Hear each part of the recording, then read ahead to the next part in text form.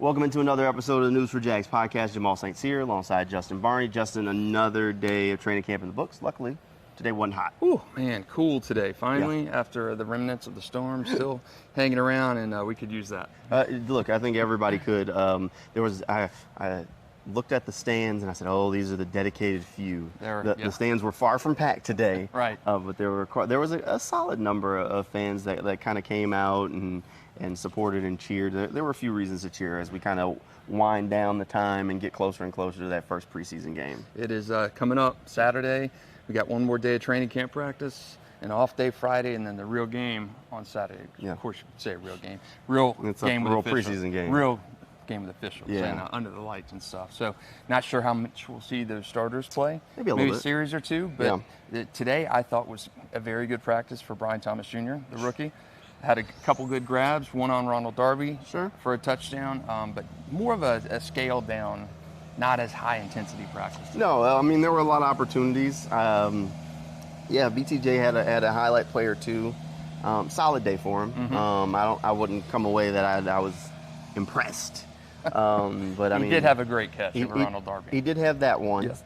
And then there was also a drop during drills and things like that, but it was fine. Overall, a solid day, nothing to worry about. But it's another day of work, another day behind them as they continue to get closer and closer to that first preseason game of the year, which is right around the corner. Regular season less than a month away, too? Regular season is less than a month away as well. So it's getting closer and closer to getting here. First depth chart of the year also came out. Ryan Nielsen said that's written in sand. Mm-hmm. Depth chart written in sand, so nothing to really write home about. I don't think, I was looking at the depth chart, nothing crazy to take away from it. There were a couple of things that maybe caught me by surprise, maybe the Devin Lloyd or Jarian Jones being a little bit farther back than I expected, but they tend to do that. They want the rookies to earn everything. So a couple of things on there that you go, oh, okay. That's not what we've seen when we've been out here, but we'll see. You get a real good look at that rotation when the preseason game comes around. Doug has mentioned, even I can't remember last week or this week, starters usually play a series or two, and then you have 3 to 3.5 full quarters for the guys who are battling for those roster spots. So we are going to see a lot of those guys fighting for that 53, the Elijah Cooks, the Joshua Cephas's, those guys, Christian Braswell's, that are still trying to lock in that roster spot. So this is going to be important. Do not take to heart what those starters do. They're getting in, they're going to play a few snaps here or there. This is about development, player development, seeing which guys fit on that roster. Well, you also have to keep in mind that they're not going to show anything scheme-wise. I mean, it'll be very watered down, basic plays, nothing complicated. It's just how you use preseason. So we're getting closer to it, knocking on the door of that first preseason game. If there was one player on Saturday that you wanted to see, that you'll try and keep a close eye on? Who? Oh, man, I want to see Mitch Morris and see what he brings to the line. Probably not going to see much. Again, just limited reps from those starters. I mean a guy farther down the roster. So, but I'm looking forward to really seeing Mitch Morris and seeing what he elevates that line. But a guy, I still want to see Jarian Jones, what he does. You know, you and I were early favorites of his for him to be day one starter. I'm maybe backing away from that right now. Ronald Darby, I think, has looked a little bit better, and Jarian has some growing things. So I want to see how Jarian does against maybe some guys who are not his teammates. Sure. Look, I mean, I think that's a legitimate concern. Look, Darby looks like a veteran. Ryan Nielsen singled him out today as being a really good teammate, a guy who's been teaching others the system and the scheme. So that's definitely something that we'll be keeping an eye on. And while Jarian is a rookie, what does he do when the lights come on? Right. How's he going to handle it? Look, we don't honestly know. We'll see come Saturday for the first time. If I had to pick one guy, I'd say... Give me a veteran and a newcomer. A veteran and a newcomer? A veteran and a newcomer. Veterans don't know Savage. I love the Savage. I need to see it because they're going to ask him to do something that we haven't seen him do in the NFL. So I kind of need to see it come together. And he's been in this red jersey the entirety of training camp. When I talked to him, he said, I don't like it. It's too loud. I want to get it off. And he's still in it 2 weeks later. Right. So I want to see Savage play. And the young guy that I'll keep an eye on is probably either I have two receivers that I'm kind of what on. Joshua Cephas and Joseph Skates. Skates has flashed a little bit more in training camp than I expected him to. So I'd like to see both of them. I'm going to keep an eye on what the rotation looks like, how many reps they get, and if they can make some plays. I mean, Elijah Cooks made some plays in preseason last year. He's going to have to do it too because there's pressure from a couple undrafted guys right behind him. And you're talking the receiver. That's an interesting battle because you're going to keep maybe 7. No. You think keep 7? No. 6? I think 6 is the 6 line. is receiver. Okay, so 5 are already locked in essentially. That's what I'm saying. So that is, I mean, when you're talking to Tim Jones battling, Elijah Cook still battling, Parker Washington's going to make it. You got a Devin Duvernay. I just don't see. So here's the thing that, and this is just my interpretation, and this is because we've talked about this. I really think that kickoff is going to have more ripple effects on rosters than people are giving it credit for. That 7th receiver, reason why Tim Jones is snuck on the roster, special teams value. He's been on kickoff. Right. Do you want to use a wide receiver on kickoff with the new format? I don't know. Would you prefer to keep an extra linebacker instead? Because a linebacker is more used to shedding at close range like that, hold up, engage. So, I mean, I think those are legitimate concerns. I was saying the same thing could be true at cornerback, where you normally see them keep a deeper cornerback room because those guys can contribute on special teams. Do you want to keep that guy? I mean, when we've watched them do kickoff walkthroughs, we've seen defensive linemen out there, guys that we would have never seen running down on a kickoff before, participating on kickoff now. So now you've got guys like Tyler Lacey on kick cover. You would have never imagined that before. That's true. And so I think these are things or layers that are going to have ripple effects to those bottom spots on the roster.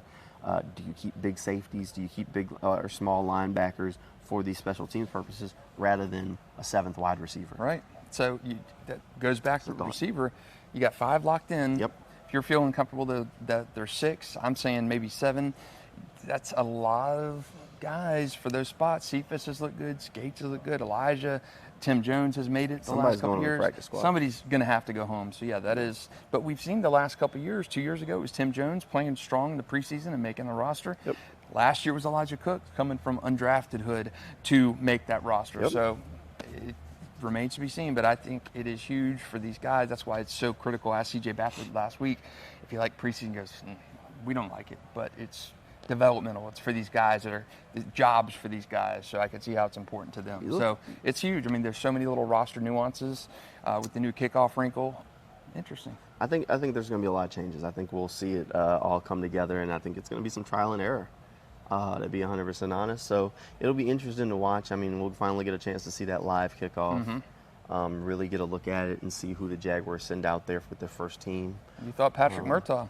That's you would never think a tight end kicking off, but Patrick Murtaugh, a body like him, provided the physical ability to get down and possibly make a tackle. So wrinkles, that'll be our first look at it in Jacksonville Hall of Fame game. I'd put it down. I'd put it down in pencil or pen or whatever you wanted. That I thought week 1 Patrick Murtaugh would be kicking off for the Jaguars.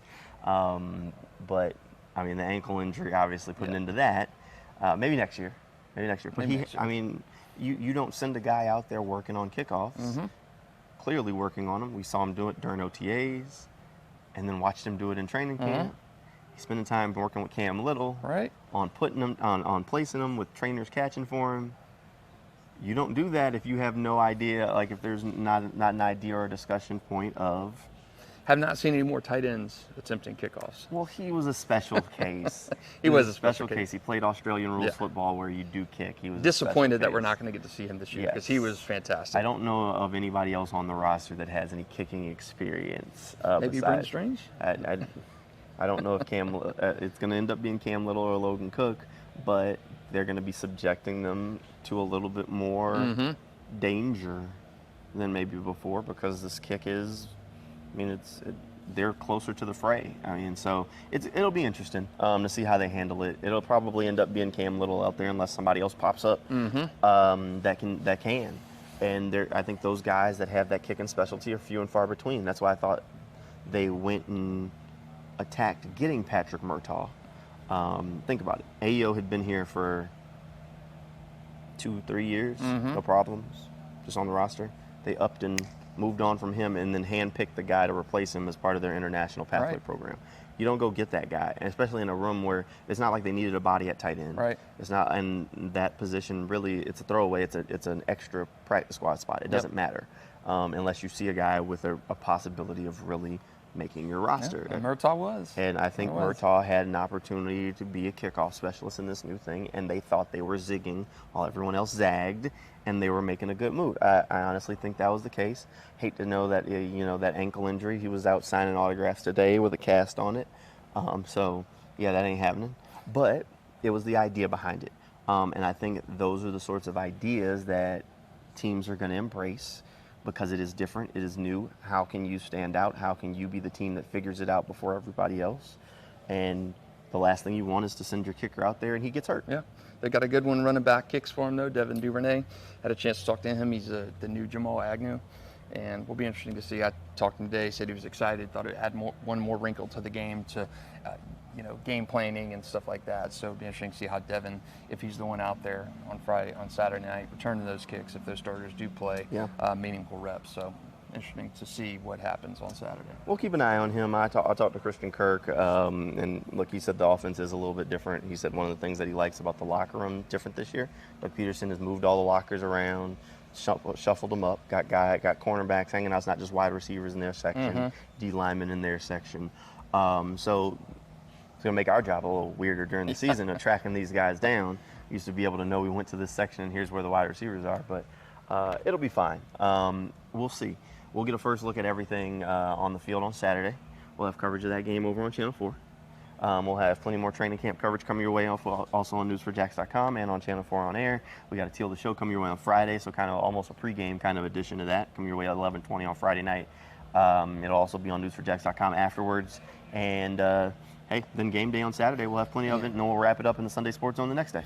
It is right around the corner. I cannot believe. And high school football is right around the corner. High school football, college football, Miami Dolphins in week 1. Yep. It is here, fast and furious. Man, football, real football, is here on Saturday. It is here. So we'll have plenty of coverage of that. Hey, thanks for hanging out with us here on the News4JAGs podcast. We'll see you next time.